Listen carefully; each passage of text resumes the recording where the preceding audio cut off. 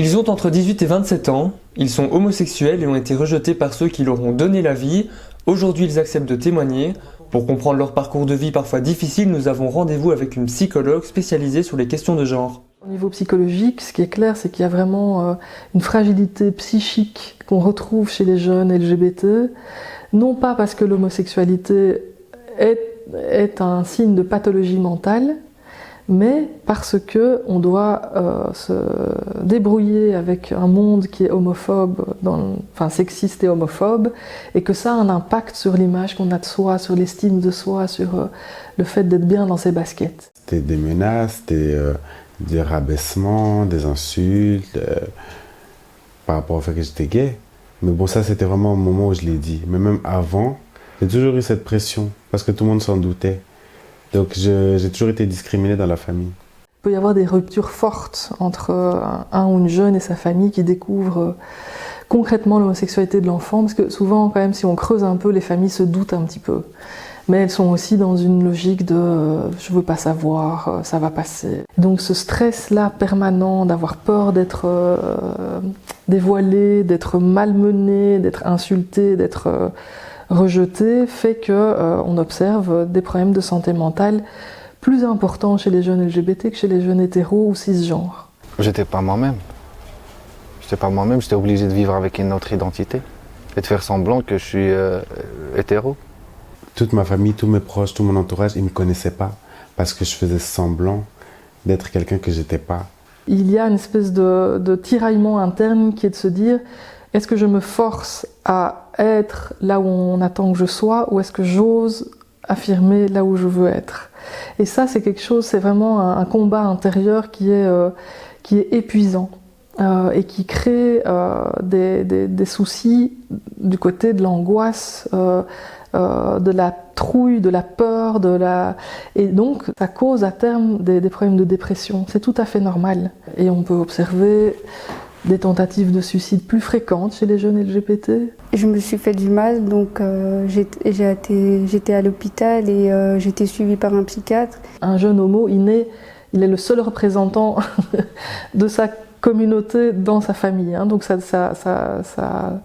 c'est une des raisons qui explique pourquoi il y a une telle solitude aussi à se découvrir homosexuel et puis à construire son homosexualité. J'étais incompris, j'étais très solitaire aussi, puisque du coup, vu que je faisais semblant je devais cacher ma personnalité, je devais cacher mes attitudes, donc j'étais très dans mon coin, très silencieux. Être homosexuel, encore en 2020, c'est pas facile. Ça demande beaucoup de ressources et de capacité à pouvoir quand même s'écarter de la norme attendue. Et rien qu'en 2019, ce sont 133 dossiers relatifs à la discrimination des personnes homosexuelles qui ont été traités par UNIA, l'institution publique qui lutte contre la discrimination et qui défend l'égalité des chances en Belgique. Il s'agit là d'une augmentation de 27% par rapport à la moyenne des 5 dernières années. Et parmi ces victimes, il y a notamment des jeunes qui doivent parfois faire face au rejet de leur propre famille. Alors, quelles solutions leur sont proposées en Belgique? Ont-ils droit à des aides? Quelles sont leurs histoires? Comment ont-ils survécu à ce choc émotionnel? Et comment envisagent-ils l'avenir aujourd'hui? C'est ce qu'on va tenter de savoir dans ce reportage.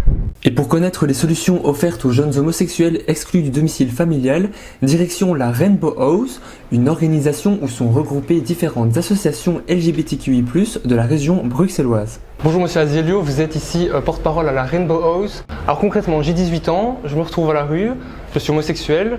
Qu'est-ce qui existe comme solution en Belgique? Malheureusement, il n'existe pas de solution structurelle en Belgique pour les personnes qui sont mises hors de chez elles par leurs parents, par leur famille. Également pour les personnes qui souffrent de sans-abrisme, donc c'est beaucoup de personnes LGBTQI+, le sans-abrisme, notamment les personnes demandeuses d'asile, les personnes réfugiées, les personnes sans papier. Et donc pour ces personnes-là, il n'y a pas de situation, il n'y a pas de solution structurelle, il n'y a pas un investissement politique vraiment sérieux qui puisse permettre d'ouvrir un centre, un endroit qui reçoivent ces personnes-là. Et malheureusement, ça existe toujours en Belgique. Que des personnes soient mises hors de chez elles pour ces motifs-là, surtout pour les personnes trans, mais aussi pour les personnes homosexuelles, bisexuelles. Et donc on a toujours un grand manquement en Belgique là-dessus, mais il y a quand même des petites solutions qui sont le refuge à Bruxelles et le refuge à Liège. Et évidemment, on salue énormément cette initiative et on encourage cette initiative, mais ce n'est que maximum 20 places pour ces deux refuges ensemble. Et en plus, géographiquement très situés. Donc en fait, en Belgique, il y a encore un manque, assez important.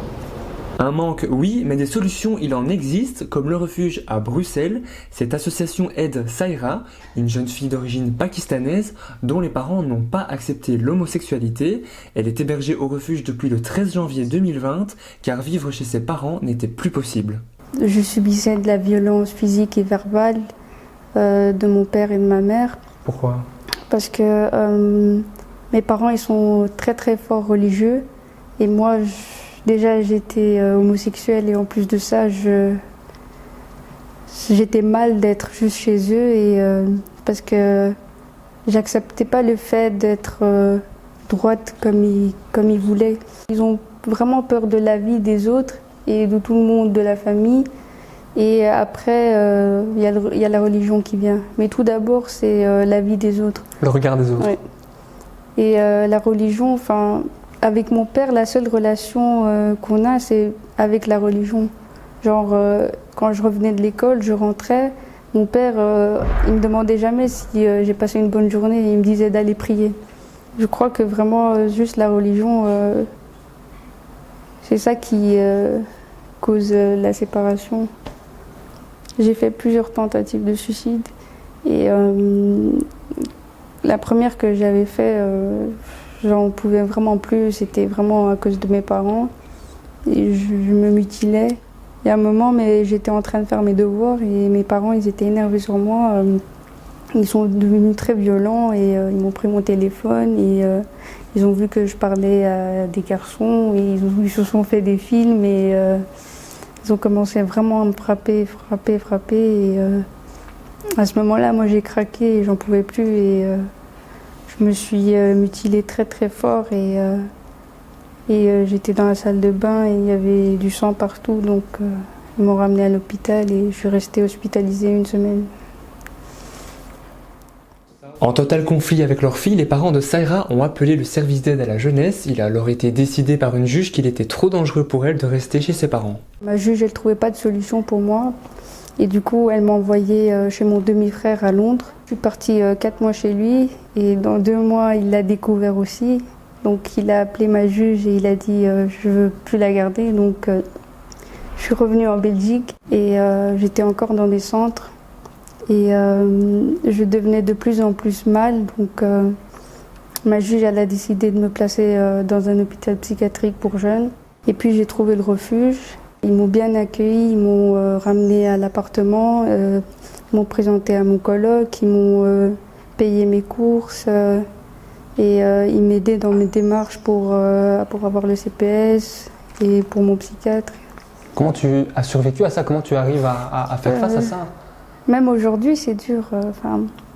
J'ai ma petite copine qui m'aide, mais je vois toujours tous les 2 semaines ma psychiatre pour m'aider, mais je prends des antidépresseurs aussi. Donc. Mais même ça ne me suffit pas, parce que c'est comme un traumatisme. Et j'essaie de vivre avec, j'essaie d'être plus forte, mais c'est quand même très très dur. Saïra est donc hébergée dans un appartement fourni par le refuge, elle a accès à Internet et à la télévision. Si Saïra est également nourrie, elle doit se plier à certaines règles imposées par l'association. On ne peut pas inviter quelqu'un, enfin il faut prévenir avant d'inviter quelqu'un et l'adresse, on n'a pas le droit de le donner à n'importe qui. On ne peut pas boire ni fumer. Difficile donc pour elle de passer du temps avec sa petite copine Manon, un soutien indispensable pour Saïra. Elle me comprend le mieux parce qu'elle est assistante sociale et elle a déjà travaillé avec des jeunes, donc elle me comprend vraiment bien. Si la relation avec ses parents semble détruite, Saïra tente malgré tout de garder contact avec ses frères et sœurs. Je suis vraiment proche de ma petite sœur. Je parle encore à mes 2 grands frères et de temps en temps à mon demi-frère, mais c'est vraiment plus comme avant. Quand j'étais encore chez moi, là j'étais proche d'eux et depuis qu'ils ont découvert,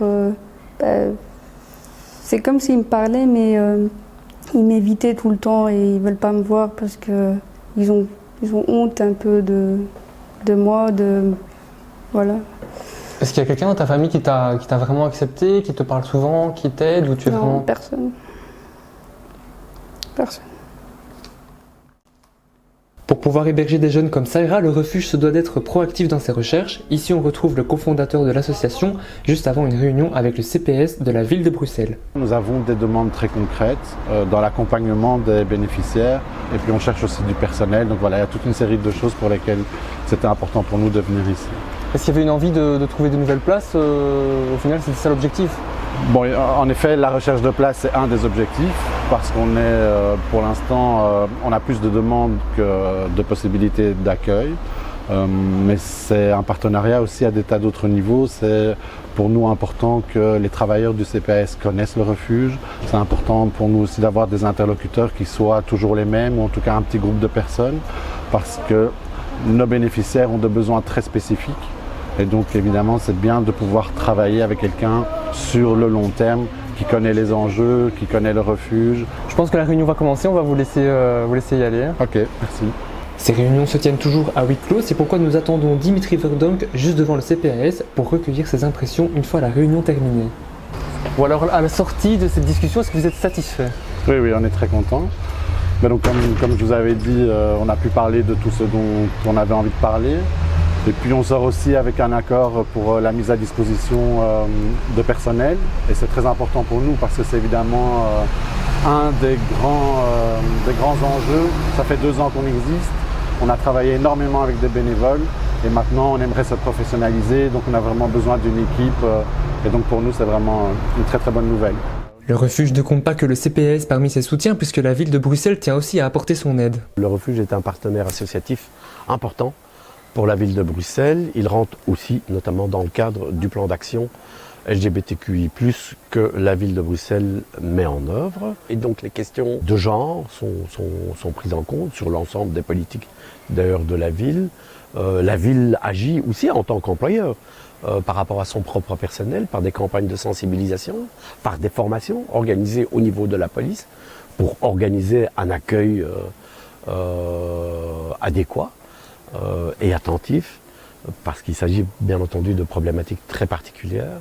Pour aider le refuge, la ville a mis à disposition un appartement qui permet d'accueillir 4 jeunes et elle tient également à soutenir l'association financièrement. La ville de Bruxelles octroie une subvention annuelle de l'ordre de 30 000 €. Donc le refuge est vraiment un partenaire très important pour nous et nous espérons développer bien entendu l'ensemble du soutien. Ces aides permettent notamment d'héberger plus de jeunes, c'est le cas de Mehdi et Ego. Ça fait plus ou moins 9 mois que je suis ici. Je suis avec Ego et 2 autres personnes. On est à 4 ici. Ça se passe très bien. On est ici, tous les 4, on n'a pas de famille, on est isolés, mais pour nous, on est une famille. On est là et là pour l'autre. On passe des soirées chouettes, entre frères, entre sœurs, sans problème. On se comprend. It's very super. This is my family. My family is very homophobic people. It's very big problems. Some Georgian homophobic. Georgian very homophobic living countries. Si Ego a quitté la Géorgie pour pouvoir vivre sa vie, Mehdi a dû fuir le Maroc à l'âge de ses 23 ans lorsque ses parents ont découvert qu'il était homosexuel. Je vivais au Maroc, j'étais un infirmier. J'étais comme tout le monde, je suis gay depuis longtemps, depuis toute ma vie. Mais à mon pays d'origine, je ne peux pas montrer ça. Je ne pouvais pas, surtout avec ma famille, je ne pouvais vraiment pas. Un jour, ma famille a découvert que je suis gay, ils ont trouvé une application sur mon GSM. Ils m'ont enfermé pendant 3 semaines. Alors, je n'ai pas été pendant 3 semaines au travail, j'étais arrêté de travail, j'ai reçu un appel que c'est bon, voilà, mon contrat c'est fini, c'est plus renouvelable. C'est ici que j'ai commencé à avoir des problèmes avec ma famille, surtout que mon père c'est un commissaire, mon frère c'est un inspecteur, et ça c'est illégal, et c'est haram, je pouvais pas. Et si Mehdi ne pouvait pas rester dans son pays, c'est parce qu'au Maroc, l'homosexualité est illégale et passible de prison en vertu du code de procédure pénale marocain. C'est entre 6 mois et 3 ans de prison, parce que juste que tu es gay, tu peux être battu dans la rue jusqu'à la mort, mais tu n'auras rien après. Tu peux même pas poser plainte. Si tu vas poser plainte, c'est toi qui vas en prison. Pourquoi ils t'ont frappé? Parce que je suis gay. Alors voilà, tu assumes. Si tu sors après les 3 ans, là tu as un casier judiciaire, voilà, sale quoi. Et tu vas passer, personne ne va t'embaucher pour travailler. Quand il y a des contrôles pour les dealers et les prostitutions, ça, on va te prendre aussi. parce que c'est le même panier, quoi. Si certains Marocains sont soutenus par leur famille, Mehdi n'a pas eu cette chance. J'ai eu peur de ma famille, de mon frère, de mes oncles. Si je dis oui, peut-être que ça va, voilà, on va s'énerver encore plus. Et ils pouvaient me frapper, voilà, et c'était le cas, mais c'était pas au début. Au début, ils étaient en train de juste me parler, mariage, la vie des enfants, on va faire semblant qu'il n'y avait rien. C'est ici que j'ai décidé, il faut que je quitte. Moi, j'étais enfermé, mais j'avais ma chambre avec du verre. La fenêtre, c'est avec du verre. J'ai cassé le vitre, et j'ai sorti de ma chambre. Et heureusement, la chambre de ma mère, c'était ouverte, c'était pas fermé à clé. J'ai rentré, j'ai récupéré mon passeport, j'ai récupéré une petite somme d'argent qui était là. Plus ou moins 200 € juste pour acheter un ticket de bus ou d'avion et tout ça. Et j'ai parti en training, en sandales. Après 8 heures de bateau, 4 jours de bus et des jours d'errance aux Pays-Bas, Mehdi s'est dirigé vers la capitale belge. Je restais à la gare du Nord pendant presque un mois. À la gare du Nord, je dors là-bas. Même si j'avais le droit à un centre d'asile, un centre d'accueil, mais je pouvais pas parce que voilà, je veux pas me retrouver avec ma communauté ou j'ai rien contre les religions et tout ça, mais j'ai eu peur de me retrouver. Je sais pas, j'ai un manque de confiance parce que surtout aux gens qui parlent. Je suis pas contre, mais surtout les gens qui parlent du halal, haram, péché et tout ça, je respecte ça, mais ça me traumatise. Parce que les gens peuvent faire des grands dégâts à cause de ça, comme j'ai eu moi. Mehdi préférait donc rester à la gare du Nord jusqu'au jour où la Rainbow House est venue le chercher. Le président, il est passé plusieurs fois. Un jour, il est venu vers moi, il m'a parlé. C'est la première fois que je te vois ici, tout ça. Et je lui ai expliqué. Après quelques jours, il m'a appelé. Parce que c'est lui qui a contacté le refuge et j'ai rentré en urgence au refuge. Et ça, c'est quand je rentre au refuge que c'est ici que ça commence à changer. J'avais un lit pour dormir, je me lave quand je veux, comme je veux, j'ai à manger, jusqu'à maintenant j'ai à manger. Si j'ai un petit problème, le refuge il est toujours là. Aujourd'hui, Mehdi espère obtenir l'asile en Belgique après plus de 2 ans de procédure. Après le deuxième interview, que tu auras la décision soit positive, soit négative. Si c'est positif, tu peux rester. Si négatif, centre fermé et puis on t'explique chez toi. S'ils vont me faire ça, je préfère me suicider avant de partir. Je peux pas revenir. Jamais. Je vais toujours être pardon pour ce mot, le PD. Je vais toujours vivre avec un regard ou je sais pas. Je veux pas risquer de ma vie, vraiment. J'ai déjà risqué beaucoup de ma vie, je veux plus faire ça. Je veux même pas penser à ça. Même pas penser qu'un jour je vais revenir, même si je reste toute ma vie ici en Belgique sans papier, sans rien. Et je reviens pas. David a lui aussi décidé de quitter sa famille peu ouverte à son homosexualité. Il est hébergé par le refuge depuis juillet 2019 et préfère témoigner anonymement. Je me sentais incompris et j'arrivais pas à m'exprimer. J'avais l'impression que toute ma famille, tous mes proches, tout mon entourage, ils me connaissaient pas parce que je faisais semblant d'être quelqu'un que j'étais pas. Et c'est ça qui était le plus frustrant. Et aussi, c'était le stress de se dire qu'à tout moment, un jour, ils vont l'apprendre, peu importe de quelle façon, comment ça va se passer. Donc, il y avait toujours j'étais jamais à l'aise. Je devais cacher ma personnalité, je devais cacher mes attitudes. Donc, j'étais très dans mon coin, très silencieux. Et alors que je suis pas du tout comme ça. Je suis quelqu'un qui est très extraverti, qui adore rigoler. Mais là, j'étais pas du tout moi-même. C'est ça qui était vraiment insupportable en fait. Je suis arrivé au refuge parce que j'ai eu des très grosses tensions avec ma famille par rapport au fait que j'étais gay. Donc quand je l'ai dit, ça a créé des tensions. Et c'est moi qui ai décidé de partir de la maison puisque je me sentais plus à l'aise à la maison. Je me sentais oppressé. Je me sentais pas libre d'être qui j'étais à 100%. Il y avait des pressions psychologiques, il y avait... Ouais, c'était clairement... c'était des menaces, des rabaissements, des insultes par rapport au fait que j'étais gay. Mais bon, ça, c'était vraiment au moment où je l'ai dit. Mais même avant, j'ai toujours eu cette pression parce que tout le monde s'en doutait. Donc, j'ai toujours été discriminé dans la famille. Est-ce qu'il y a eu un rapport par rapport à tes origines ? Oui, je pense qu'il y a un rapport à mes origines parce que la communauté congolaise est très fermée d'esprit et très religieuse, très pratiquante. Donc, malheureusement, ça passe pas trop avec la culture. Hein. Est-ce qu'aujourd'hui tu penses que pouvoir renouer le lien avec ta famille ? Non, je pense que c'est possible, mais moi ça m'intéresse pas. Parce que pour moi, c'est pas une fois que je suis sorti d'un environnement toxique que je vais y re-rentrer. Et ils peuvent dire ce qu'ils veulent, ils n'ont pas changé leur mentalité, moi j'ai pas changé la mienne. Donc si c'est pour commencer à recevoir des remarques, etc., ça m'intéresse pas. Moi je suis bien de mon côté. Nous quittons Bruxelles l'espace d'un instant pour nous rendre ici dans la belle ville de Gand où nous attend un célèbre réalisateur belge qui a fait parler de lui fin 2018 avec son film Girl. Il y raconte l'histoire d'une jeune femme trans assignée homme à la naissance et qui rêve de devenir danseuse étoile. Il a été récompensé de la Queer Palm au Festival de Cannes, il a été nommé aux Golden Globes et chez nous en Belgique, il a reçu 4 Magritte dont celui du meilleur film flamand. Aujourd'hui, il est parrain du refuge et il a accepté de nous rencontrer. Bonjour Lucas Don, pourquoi avoir choisi d'être le parrain du refuge?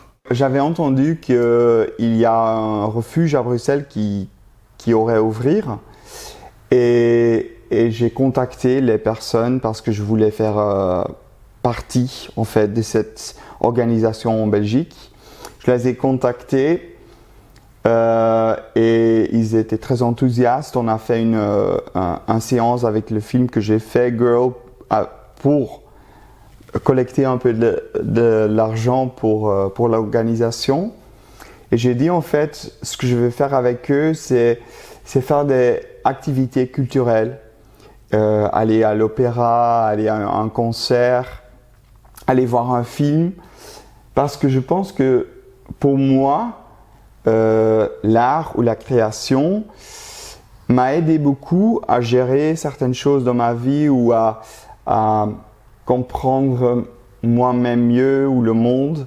Si avec son film Girl, Lucas Don a mis un coup de projecteur sur la transidentité, il y avait aussi une démarche bien plus personnelle dans cette réalisation. Quand j'ai rencontré Nora, la fille trans où le film est basé dessus, en fait, il y avait des similarités entre elle et moi qui étaient très fortes. Une relation très compliquée avec le corps, une ambition très forte de disparaître dans le groupe. Et tout ça, ça m'a donné l'opportunité de parler de moi-même par en fait quelqu'un d'autre. Le but pour moi, c'était vraiment de montrer une partie de moi, une partie de Nora, que j'espérais que des gens qui le regardaient, ou une partie des gens qui le regardaient, s'en reconnaissaient. Aujourd'hui, Lucas Don n'espère qu'une seule chose. Que le refuge va avoir sa visibilité pour moi nécessaire parce que j'espère que dans le futur proche, ça va plus être nécessaire d'avoir un refuge. De retour à Bruxelles avec Saïra, Mehdi, David et les autres bénéficiaires du refuge prêts à passer une soirée avec les bénévoles de l'association. Là, on est un jeudi soir, on appelle ça les jeudis du refuge. On organise régulièrement des petites réunions de rencontres entre les bénévoles et les bénéficiaires pour permettre un peu de renforcer la cohésion au sein de l'équipe, au sein du refuge. Et donc ce soir, par exemple, les bénéficiaires et les bénévoles ont ensemble préparé un petit repas duquel tout le monde peut profiter. Pour les jeunes qui sont restés confinés pendant des semaines, cette soirée est une véritable bouffée d'air frais. Ça fait plaisir de retrouver les bénéficiaires, les bénévoles, surtout qu'on était confinés pendant longtemps, plus de 2 mois. Ça fait bien de les retrouver, parler, discuter. On a discuté même de comment s'était passé le confinement. Voilà, ça fait plaisir de les revoir. Cette soirée permet aux jeunes de repartir avec un colis alimentaire qu'ils ramènent dans leur propre logement. C'est aussi l'occasion pour les jeunes de venir chercher au refuge les denrées alimentaires qu'on récolte le reste de la semaine, puisqu'on a plusieurs partenariats et donc tout est stocké ici. Et alors ils repartent avec des colis dans leurs différents lieux d'hébergement. Mehdi et les autres en profitent pour aller faire un tour à ce que tout le monde appelle le magasin, un moment d'évasion supplémentaire qui leur est offert. C'est comme un shopping, oui. On regarde ce qu'on trouve de beau et si c'est à notre taille, on le prend.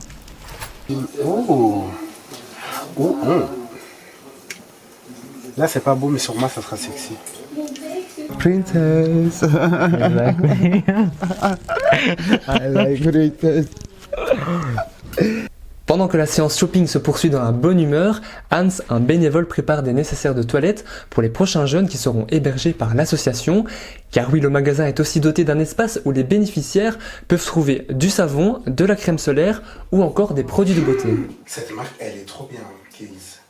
Depuis sa création il y a 2 ans, 50 jeunes ont été hébergés et 100 autres ont été accompagnés par le refuge. Aujourd'hui, l'association lance un appel pour pouvoir se développer davantage. Au niveau politique, ça a un soutien politique plus important auprès des différentes institutions et des différents niveaux de pouvoir.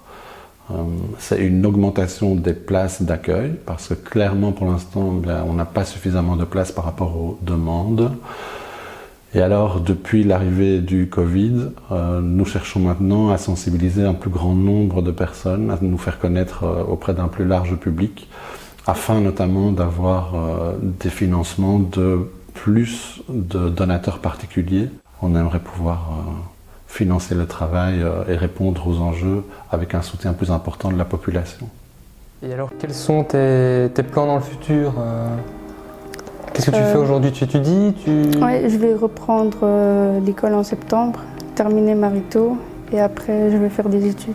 Je me sens juste plus libérée qu'avant, puisque j'étais dans cette bulle renfermée et j'avais vraiment pas d'aide et je devais toujours masquer ça, mais maintenant ça va, je me libère. Et je veux refaire mes études, trouver un appartement, trouver un boulot, trouver un appartement, trouver un copain, pourquoi pas, vivre ma vie comme j'imaginais. Parce que c'était des rêves pour moi. Maintenant, c'est pas des rêves. C'est pas des rêves parce que je sais bien que je peux arriver à là. Je vais pas avoir peur. Je me vois reprendre mes cours, terminer, commencer à travailler, avoir mon studio à moi, vivre ma vie quoi, et être heureux tout simplement, en vivant comme je suis, en faisant les choses que j'ai envie de faire, quand j'ai envie.